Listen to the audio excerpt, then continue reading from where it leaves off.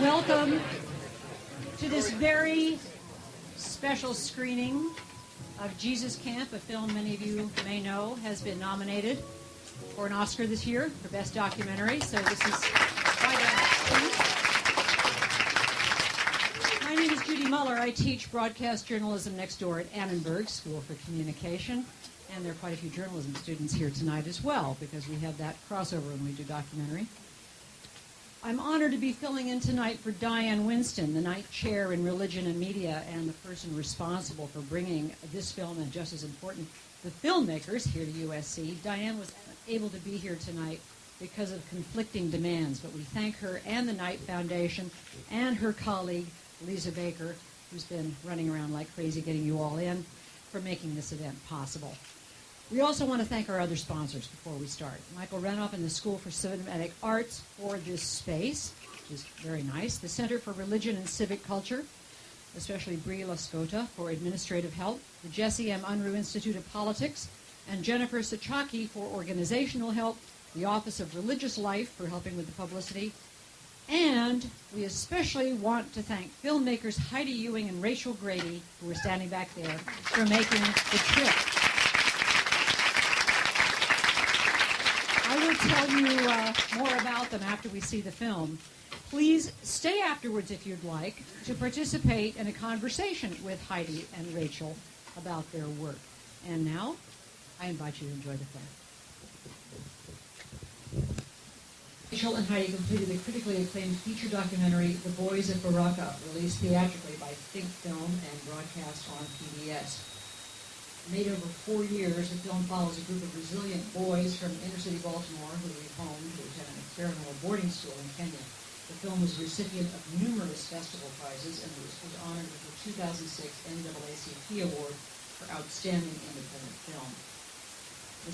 This documentary feature, Jesus Camp, is their second. It premiered at the 2006 Tribeca Film Festival and won a special jury prize, and of course has been nominated this year for an Oscar. The film, which looks at the evangelical movement through the eyes of small children, we just saw, is being released by Magnolia Pictures. What's going on with the microphone? I didn't pray for the microphone. Thank goodness there's no PowerPoint presentation. Now you laugh now. It works. Actually, Becky Fischer, she's endless, fantastic one-liners, even to this moment. They were praying for success of the film while we were shooting it over the course of the year. They would pray on us and pray on the cameras and stuff. And actually, she was reached for a quote yesterday by, I think, the AP. They said, Becky, what do you think of the Oscar nomination? Of course, she's been given a hard time since the movie came out. And she said, I think we might have prayed too hard for success of the film. That's one of my questions. If you do have a question, come down to the microphone. But let me just really be clear. Make it a question and not a sermon or a statement or a long ranted opinion. I will cut you off. So make sure it's a succinct, pointed, focused question. All right? Thank you. Because we want to get in as many people as we can. Here's my question as I watch this as a journalist. Mm-hmm. You had incredible access, incredible intimacy. I was thinking of that one shot with the hairspray, where she was looking in the mirror, talking to herself, almost as though the camera's not there. Were you on the camera? That was Jenna, yeah. And all I could think of was, what did they do before ever turning on the camera to win the trust, to get the access, and to really have them take you into that level? Well, we get this question a lot.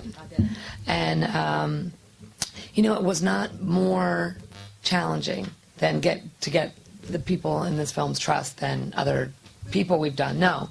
I think that that's probably for a lot of reasons.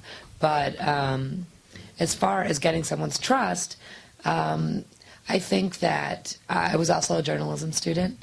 And in my opinion, I think that you can ask any question if it comes from a pure place, if there's no agenda attached to the question, if you're not expecting someone to say something, if there's a pureness to the curiosity, and people can tell.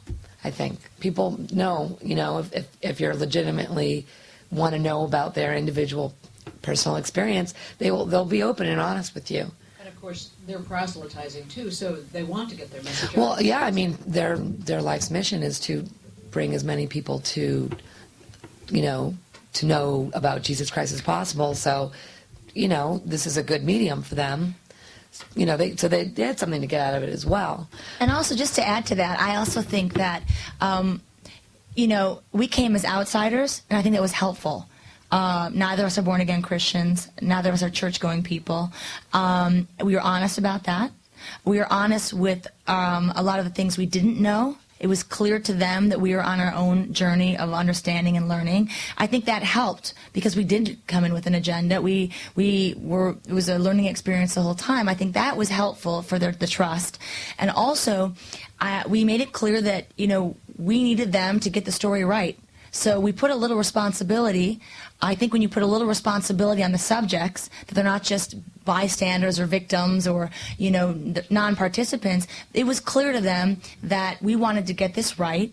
And for that to happen, they needed to let us in to a certain degree. And I think that was an understanding that also helped the intimacy, that they felt in a way that they were collaborative in this process, which, of course, as subjects of documentaries, they are. It's not just about the directors. So. Then my other question is, obviously some people will look at this as some people I think get in this room and see child abuse at the one extreme, or certainly child indoctrination. And others will perhaps, there are people in other audiences, or perhaps in this audience as well, who see child salvation.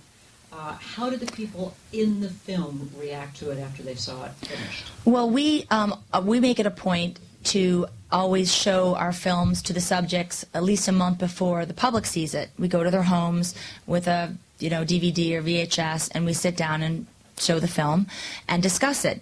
It's not an invitation to change it or to criticize it. Well, they can criticize it, but it's not an invitation to ask for changes, but it's out of respect. So we did that to Becky and all the families, and they said, yeah, it looks like us, feels like us. Becky said, you kind of watered it down. It's kind of boring. And, she says, we're a lot more, you took out some of the real good stuff. And we said, we really literally, it was like midnight. And we said at this point, Becky, listen very carefully. We are coming to you from the secular planet. This is about all anyone will be able to take. This is not watered down. People are going to be very, shocked and surprised. And she said, you think so, really? And then, of course, she found out that was true, and she had to deal with some of that. It was difficult.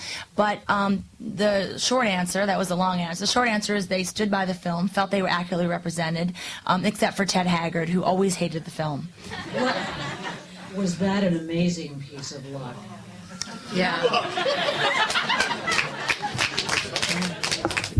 You had no idea, of course, when you were making it. I mean, this is what happened. Of course we knew. That's why we went, no, we didn't know at all. But when that happened, what was your reaction? We didn't believe it. We didn't believe it. But then, by the end of the day, we saw him being interviewed in front of his house, and he looked so guilty. I was like, oh my God. When he said he threw it away, I threw it away, the meth. I didn't smoke it, I threw it away, he said. We knew he was lying. What about that little boy, though, who looked up to him and wanted to become him? I'm wondering what his reaction was. Well, we knew, it was interesting because, of course, he's the only person with any kind of political influence in our movie. Everyone else is the constituents of the Christian right or the political right. So, and Ted Haggard has 30 million followers, as a leader of the National Association of Evangelicals, very influential. He's the head lobbyist in the country and has this audience with the president, etc.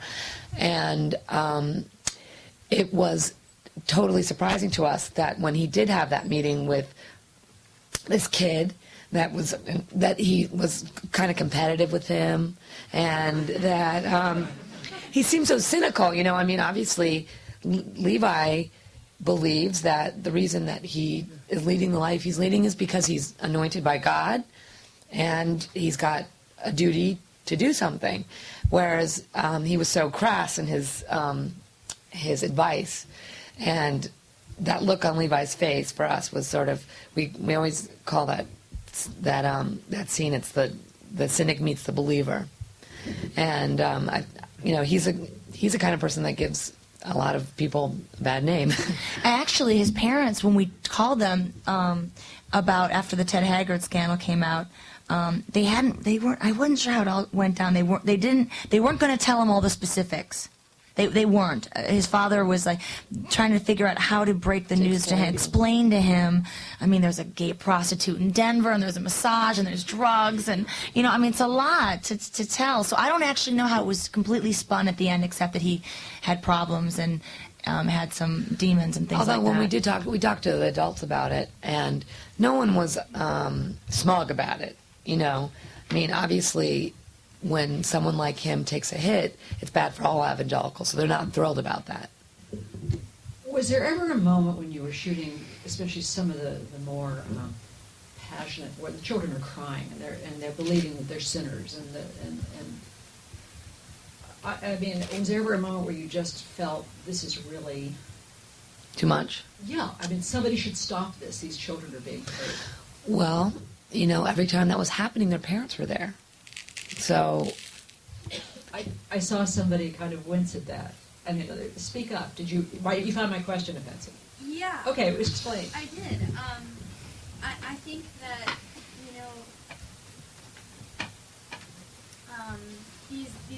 I think it's very unfair to come out of academia and impose our worldview on a worldview that many people here don't understand, and label it child abuse or indoctrination. Okay. I think that's totally unfair. Not that I'm saying that this is something I would want my child to do, Right. but I think we need to watch our worldviews. I really do. Well, what That's do an you think interesting about- conundrum. This is the thing. I don't know if everybody could hear the comment was made, but you don't want to. You don't like the label. You don't think we should label people child abusers. We should watch our worldviews and try to understand worlds we don't understand instead of judge it. I agree with that. That's the thing. I mean. The word child abuse is extremely loaded. I mean, that also obviously comes up a lot in this film, and we never agree to it and say, yes, we think it's child abuse, because it's... Or an indoctrination. Because, I mean, in a way, of course, this is a very extreme lifestyle, but all parents are trying to make their kids like them. So...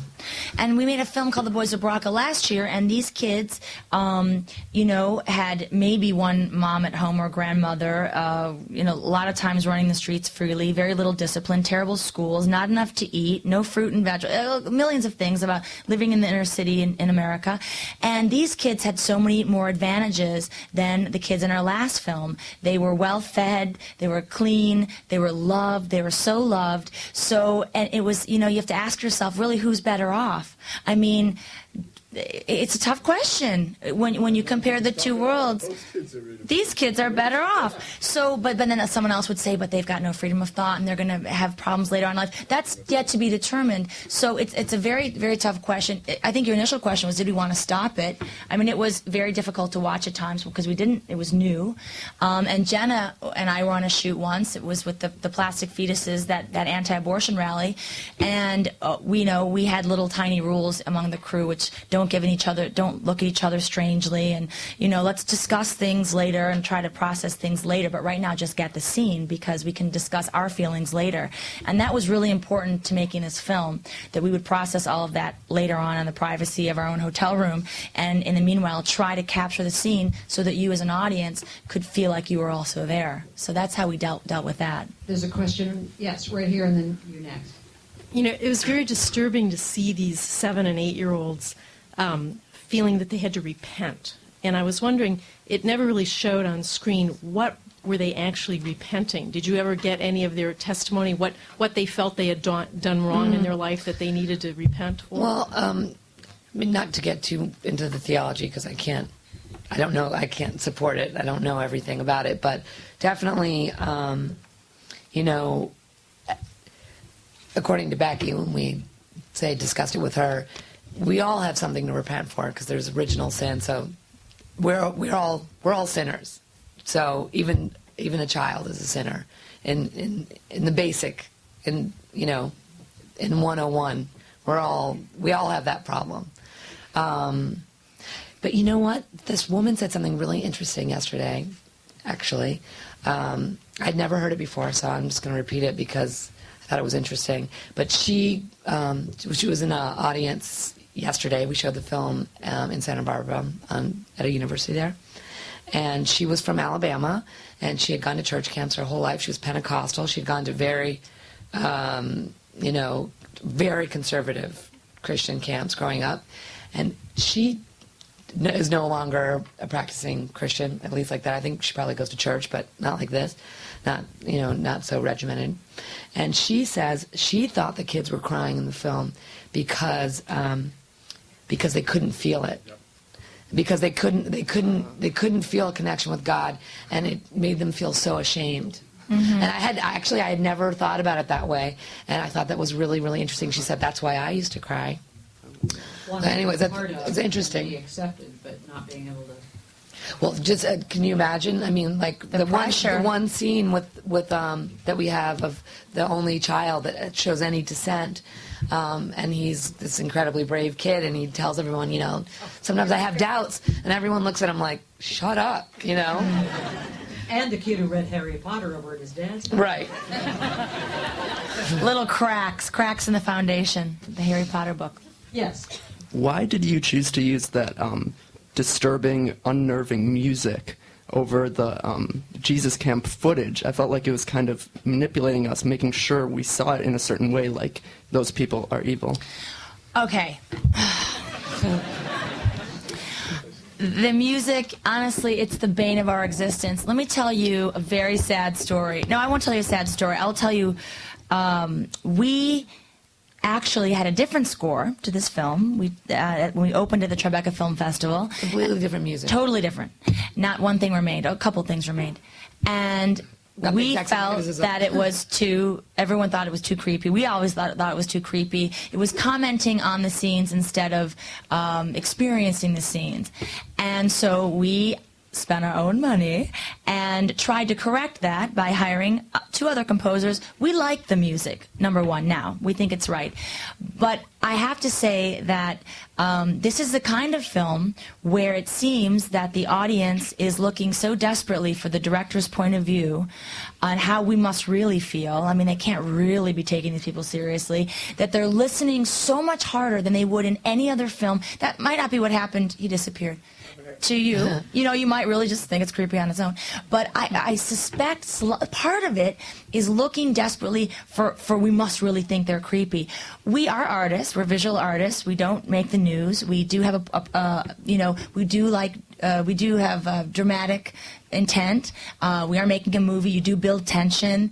It is artistic license, and we felt that the music captured the feeling of the places and the people we were with.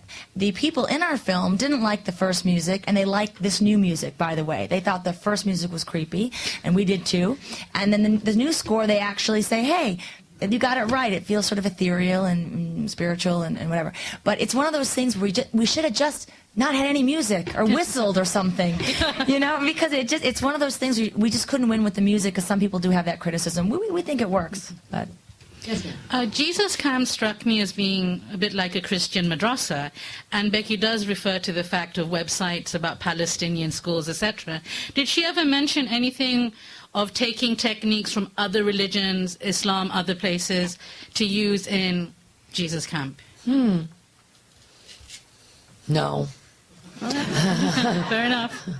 No. And if she was doing it, she would never admit it. No, but honestly, she takes more from secular worlds, from Home Shopping Network, from Walmart, Right. from cartoons. She studies how do you reach the kids, how do you be cool, what colorful things, and media. songs. She takes from secular media and tries to repurpose it for her needs more than anything else. And they clearly liked her.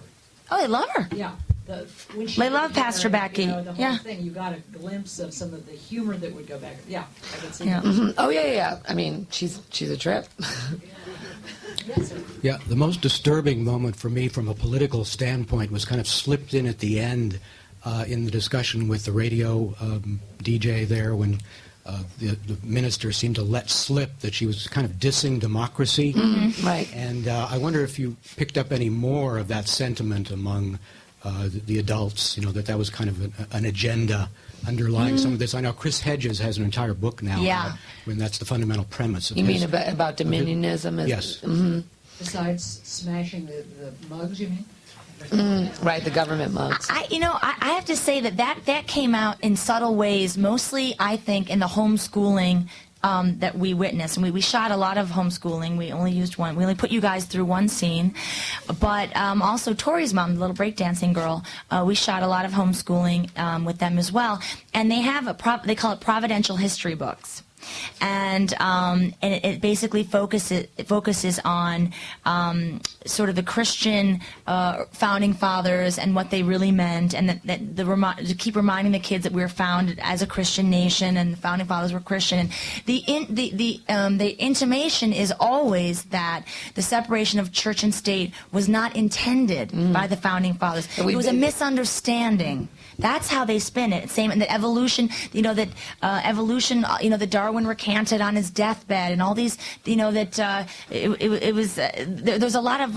It's our history with a twist. It's the things that I learned in the text. So there is sort of that is a hostile but very quiet way to debunk what the rest of us feel the country is based on. So that did happen, mostly through the homeschooling. I don't know if there's any other. Well, also the tour in D.C. Oh, yeah. When they That went to should have been an D.C., extra. the kids went on a Christian history tour of the Capitol. Providential history tour. Providential history Yeah. tour. And basically the tour guide went through stop by stop, the Supreme Court and the Capitol and the Washington Monument, all the monuments, and pointed out all the ways that the Founding Fathers would never have created a country that separated church and state. And for instance, there's Moses is carved into the side of the Supreme Court, and just, details. Because it is interesting because, of course, our country, it is so intertwined. I mean, when you are in a court of law, you put your hand on a Bible. I mean, there are these things everywhere. Where God is on our money. Yeah. I mean, it is everywhere. So, I mean, actually, it gave us an opportunity to look at it from their point of view because, of course, I've always thought there was a separation of church and state. That's how I was raised, and I believe that is true. But as much as I feel that is true and so obvious, and, I can name a million reasons why that's so obvious, they can do the same as well. Yes, next. Thinking back to being about 8, I wouldn't have understood the concept of abortion. You hear people talk about it, but you don't know what it is. How much do you think these kids actually understand of what they're praying about and thinking about? That is a very disturbing point. It is, because we also were trying to understand, little Rachel did not know what abortion was when we started shooting this film. And in fact, there was a scene that we did not use where she says, "Daddy, what's abortion?" And so there wasn't it's even worse than not understanding it, because the way it's spun to them is so black and white. There's a mama and she doesn't want her baby. And a child who hears that, I mean, you got their attention right there. What does a kid think about? Their mother, babies, their parents. I mean, they're obsessed. I mean, this young age, that's all they understand. So it was the terror in their faces when that issue would come up, and especially in that one scene, you saw they were racked with attention because their imaginations were running wild. How could a mom not want her baby? And so it's almost, it's worse it's worse that they don't know the technical. They don't really truly understand the science of it, because it sounds so much more sinister than it ever would if it were ever broken down to them scientifically. So I would say a lot of those kids didn't actually know what it actually meant, including our characters, the subjects of our film. Even with the little plastic dolls in the case? Well, they get the basics, but the basics are not enough, and the basics are... And the dolls aren't accurate. Yeah, either. And they had fingernails, and we examined those dolls. Jenna was on that shoot. Yeah, that's very disturbing, and it is the center issue of their entire political language. So it's disturbing. Thank you. Yes. What was the reasoning or the thought process that went into including the DJ throughout the film? Well, we actually, he was a late addition to our editing process. We'd been cutting for about 9 months, 7 or 8 months, and we're just actually really struggling with the film. We had all this incredible material, important material, and we were having trouble creating a narrative and a structure that showed sort of what the stakes were, and showed it to some, editors that we really respect, and had some very sort of harsh, pointed conversations with them and our editor, and heart-to-hearts. And basically the bottom line was that all of the people that we had been filming were very much on the same page. There was no dissent. There was no conflict. They were living a very radical lifestyle, but since we didn't have anything to give it context, it was kind of like, so what? So we needed a person to give context to their point of view, so that you could remind people that there's this, range of ideas and opinions going on in this country, and that there is this, I guess, a culture war. Was he with Air America? I saw. Yeah, he's on Air America. He's also on other stations now too, but They carry him on Air America. But you never identified him, did you? Did I see? Yeah, we ID'd him in the beginning. Sorry. We ID'd him. So anyways, we had already had this radio device that we were using. We were already interweaving the radio. We already bookend the film with the Sandra Day O'Connor and the Alito information. So we just thought it would be really an organic way to do it if we found a radio host. So we looked for him because we wanted someone that was a Christian. We felt like that conversation would be somewhat less relevant if they weren't a believer and the same God. And so we found Mike Papantonio, and we thought he was very articulate and that he would do the trick. I thought it was a great device. Thanks. Really, just so that you never had to be in a narrating mode yourself. In fact, you never even asked questions. There were places, for instance, we did, but we don't include our voices. Said, yes, I get teased. Clearly the question had been... We try to disappear as much. It's one of our aesthetic choices. We try That to... was the closest I heard to it. We want you to forget there's anyone there. Yeah. That was very artfully done. Thank you. Yeah. Hi, I'm a comm student over at Annenberg, and my favorite line in the movie is, "I think they're Muslim." I love that line. And I think I'd like to do documentaries when I grow up. And I have 2 questions for you. What was your objective in making this film, and how did you go about financing it?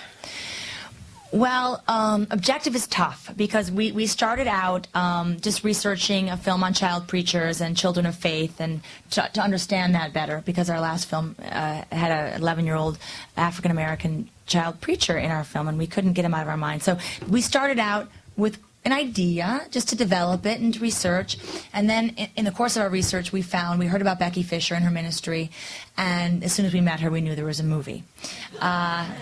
Immediately. It's one of those amazing moments as a documentary filmmaker where we looked at each other and we don't know what it is, but there's a movie here. And so we started off just, you go on instinct and on curiosity, and then we start shooting, and then Sandra Day O'Connor retires, and the whole community we're shooting is so excited, and there's jubilation, and they're talking about they've got their big chance to reshape the culture, and it's clear to us that it's political. So basically, the story started telling itself to us very quickly, and then we started shaping the story. We said, the objective became, let's tell the small story first of the camp and these incredible kids and this amazing woman that in their own right are hopefully a fantastic movie. But then it's our responsibility, now that we know what we know, to pull back and try the macro and try to contextualize them in the current culture wars and the move to the right and the rising power of the evangelical right, and put a face on this invisible, nameless, faceless voting bloc that you hear that keeps reelecting the current president. You know, you read about it, this block of 80 million people, and so we realize these are the foot soldiers, the constituents. This is the block. So how exciting, but how are we going to tell that story? So the objective became try to tell those two stories. Financing on this one, I can't believe I'm saying this as a documentary filmmaker, was easy. I'll never say it again. We came with the concept to A&E Indie Films, which is a new branch of the A&E network. They're doing independent films, and they acquired Murderball last year, and they were looking to finance a film. We brought them 2 minutes of tape that Becky had shot that we got from her camp website, and we scrambled it together on Final Cut, and gave the pitch. They said, okay, they paid us to develop the film. Give them 15 minutes of footage, and then on that 15 minutes of footage, they financed the entire movie, hook, line, and sinker. And then Magnolia Pictures picked it up for distribution, et cetera, et cetera. So that's it. It was a good story financing. Well, it was a hard movie to make, but they recognized early on that it was something that was relevant, hopefully, to the right now, very topical. So they went with it. Congratulations. Thank you. Yes. Yes, while watching the film, I was so focused on the kids that you interviewed, and knowing that there were such young children, I understand at that age I did not have such a profound knowledge of my religious beliefs or convictions, and I'm also a Christian. So I'm wondering, were some of their responses prompted or scripted? No. The kids are very, very articulate, and actually some of the most articulate children I've ever met. And they're extremely passionate about their beliefs and their lifestyle and their worldview, and I wouldn't have been able to make it up. So we just let them go. There was not a lot of prompting that was necessary. Yes. I'm a little bit shorter than everyone else. My primary question is about the Christianese language, stuff like blood of Jesus, which is like that, and laying down your life. Like, those are really intense, complex. It's not just the idea like, oh, if something weird happens in America and I have to die for my faith, I'll do that. It's this deep theological concept. So you guys talked about debriefing with your crew. I'm wondering how you dealt with like the translation factor of this fundamental speak versus normal language. Well, actually, it's not. It is, some, mainstream Christian language, I guess you would say. But the people in our film are also Pentecostal. So it's a sect of Christianity that definitely has a lot of language that talks about war and battle and martyrdom. It was brought up a lot. So we did feel like we needed to be careful with that because, for instance, when Rachel says, in the interview with Rachel and Levi, she says, we're in a war. It's not like a war in the physical, because they very much feel like they're engaged in a spiritual war. So all of that warfare language is a spiritual war. And that's also what Becky meant when she said, this means war, this means war. But I think that this movie actually gave them an opportunity, and they told us this, to see themselves in the language they were using through a different lens. And they said to us, I think we might have to tweak a little bit because it had never occurred to them how it sounds to people that are, don't have their ears tuned in to that. So that was a bonus as far as I'm concerned because, for a subject to sort of get insight into their own behavior, I mean, that's wonderful, I guess, if there was one thing that, if we were able to go back and tinker with a few things in the film, we might tinker with that. I personally, I'll speak for myself. I think that I would think we should have tried to contextualize that language a little bit better, to be totally honest with you, because just the time we're living in right now, and things are very incendiary, and everything worked out fine. But I think we might have been able to explain that a little bit better with a few more lines. But who knows? I mean, that's one thing I'll never know. But that was something that I was a little nervous about at times. And that would have come out by an interview of them, so that because you never interject yourself at all. Oh, yeah, they would have had to we would have had to explain let some interviews go on longer. Just, things aren't done in a succinct manner, and you're editing, and I don't even know if we could have done it better. I'm not even sure. It's just something I would go back to the transcripts maybe one last time. Well, while we're on that, because that's one of my questions, because every director, filmmaker is sorry they couldn't get something in. Oh, the DVD extras, you guys. I'm just curious. So good. One thing you're saying, I can't stand that we had to cut this. Is there? Yes. What? Oh, it's a great story. I guess we'd try to tinker with that too, but this was too much movie. It's an exhaustion factor. We have to wrap it up because everyone is just freaking out at one point in the movie. But Tory, the little breakdancing girl, what happened to her was her father, I think he was 42 years old, while we were filming, volunteered to go to Iraq and left his 4 children and his wife in Missouri and went off to Baghdad. And it was clear to us, and it was clear in the interviews we did with him, that he felt that God had told him to do it. He told his kids, God told me to do this, and the kids had to accept that God told him to go. And that the real motivation was to proselytize and to bring Christianity to the region and to the Iraqis. And, we have the whole thing. He's packing to go, and the family's having to deal with it, and the wife has to stand strong and say it was God, and it was time for her children to get to know their heavenly father while their earthly father was gone. And it's incredible material, an incredible storyline, and extremely relevant. I know, it sounds good, right? It's in the DVD extras. Yeah. It's you can watch it there. It was powerful stuff. We just couldn't make it work, and it was too much. It was another tangent to go off on. But I think that's one thing that we would have liked to include. And we had the whole thing. Yeah. I know. Maybe we should have taken out DC and put that in, but who knows? Anyway, you guys can, someone on YouTube eventually will recut the movie anyway. So. Another question? Yes. At the beginning of the Q&A session, you mentioned that you came into the film with no agenda, and that's how you traditionally go into films. But this topic seems to be so inherently controversial. How did you manage to do that? And did you remain through the duration of production without that agenda, or did you start to develop a perspective as you continue to film?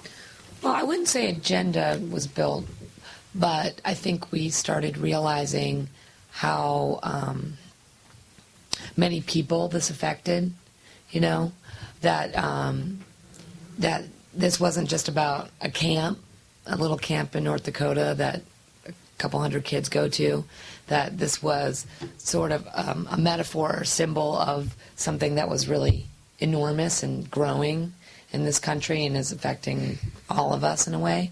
So I think we just felt like, as we were making the film, we felt like it was a bigger story than we had initially thought it was going to be. But that's how it goes with a documentary. When you're filming something, it's dictating to you the right story to tell. And when you went back to your motel rooms at night and debriefed, and when you couldn't react all day long, there's so much that was going on around you, I'm curious what those sessions were like. Not always love to have a camera in there. Oh, yeah. There were some very interesting...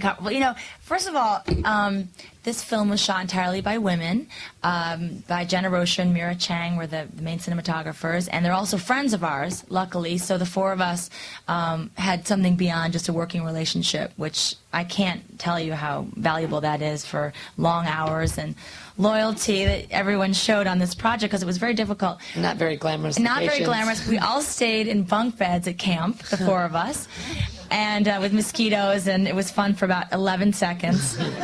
And at the 12th second, everyone wanted to kill each other. But, it was, I look back on it, and what a gift to be able to even have to grapple with these kind of concepts, because they're difficult. They're not black and white. We like these people. They would, if we were in trouble, they would do for us. They would. So, but then they're raising their children in such a radical way, and they don't believe that global warming exists, and it's too much. So, there's an anti-intellectualism to this movement in so many ways that it's almost, is it forgivable? Is it forgivable? And so mostly we were grappling with how much we like these kids and the parents, but yet the ideologies were possibly dangerous and bad for the country, and so it was a really very rich kind of conversations we would have with each other and with ourselves. I don't want to. A lot of whispering. I don't want to cast any bad luck on this, but if you win the Oscar, Well, global warming doesn't exist, so Inconvenient Truth might not win. who will you thank? Who will you thank when you win the Oscar? You mean, will we thank God? Is that the question? Becky, the people who helped you. Of course, you thank your subjects and, Your mom. yeah. You kind of touched on this in the last question, and this might be a question that deals with documentary filmmaking more generally, but I was just wondering how much of it was orchestrated before you got there, how much of it was, plot-wise, how much of it was written and set in stone before you got there, and how much was just kind of improvised on the spot and, In terms of the actual scenes, or in terms of... Well, yeah, like how you... did you get in touch with those families before you got there, or did they come to you once you were there? We had cast the film before camp. Okay, so you went there before filming and found all these families? We met them because we knew they were going to Becky's camp, because they were already going, like, part of her ministry. Mm-hmm. So she told us a bunch of kids that were coming, and we went and met them, and we cast from that pool. Okay. And then we would call them, and we would want to come back and shoot other things, but they all knew we would be at camp with cameras. And everyone else was told once we arrived. Looks like we got one last question. I'm a Christian, and when I was watching this, I was hearing noises and I was getting offended, kind of, because I was one of those little kids that went to those Christian camps, and I was the one that spoke in tongues, and I spoke in tongues for the first time when I was 11 years old, and everything that everybody said about, oh, you cried because you didn't feel God. I felt God, and I feel God today, and I'm still a Christian. I'm radical for God always. But my question to you is, how are you today versus the way you were the first day you started filming? Can I ask you a question first? How did you feel about the film? Did you feel it was... John and I were sitting together, and we were just looking at each other like, oh my God, because there were some things that really did bother me, like the reaction of the audience, the abortion part, because I really believe that they're not really focusing on the abortion, but it's the before the fact. They're not saying, anti-abortion is a situation that caused a child to be unwanted. Right. So it's not really the fact of saying, oh, the mother didn't want you. It's not that, because in reality, that's what's happening. Abortion means that. But what I preach about is, don't let it happen. Prevent it. There's prevention. Right. And that would be the life. Prevention. So what was your reaction to the film itself, though? I mean, if you couldn't hear the rest of the audience. To me was, I had mixed feelings, because I did hear about it. I saw it in 2020. And when I saw it in 2020, I was like, oh my God, they're mocking me. And I told my kids, because my kids are 27 and 29 years old, and I told them, look at what they're doing. Let's watch this together. Because my kids went to camp. My kids speak in tongues. My kids went to Princeton. My son went to Princeton Theologic. He's a minister. He's 27 years old. So he preaches. He preaches to kick cans, and he does all this. So I said, we got to watch this. We got to see how the secular world sees us. And that's how I looked at it. The secular world is filming this about us. So this is how you see us. You see what I mean? But if you hadn't, I'm just curious, if you hadn't been in this audience, because of the way you had watched it by yourself at home, because the way the camera was focusing, I was watching with the way you would pick certain kids, how the camera will focus on a certain kid, how the kid wasn't closing his eyes, because you see, there's kids like that. There's emotion that happens in an area like that. When you're in a place and you see people crying, just like this new fad that's going on, where you go to a park and you laugh.